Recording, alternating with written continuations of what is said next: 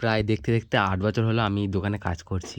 আজকে আমরা যেই মেলায় যাব, এই মেলা থেকে কিন্তু আমার প্রথম কাজ স্টার্ট। শুধু আমি না, আমার কাকাও বলে নাকি এই মেলা থেকেই প্রথম দোকানদারি শুরু করেছিল। আর তোমরা যারা মগরায় থাকো, তোমরা সকলেই জানো যে আগনায় চর্ক মেলা হয়। যেহেতু আজকে আমরা মেলায় যাব, তোমাদের আগেই বললাম।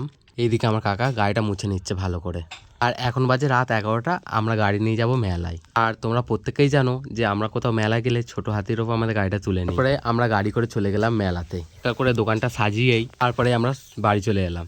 আর সকালবেলা থেকেই রুটি করতে শুরু করে দিলাম। আর তোমরা সকলেই জানো মেলার জন্য আমরা এগ রোলের রুটি বানিয়েই নিয়ে যাই। আর এইদিকে সবাই সবার মতন করে কাজ ভাগ করে নিয়ে এই দাদু কত শসা পেঁয়াজ ছাড়িয়ে রেখে দিয়েছে। আর এইদিকে আমার কাকা পকোড়ার জন্য মাংস কাটছে। পকোড়ার জন্য না, চাউমিন আর চিকেন রোলের জন্য কিন্তু মাংস কাটা হচ্ছে।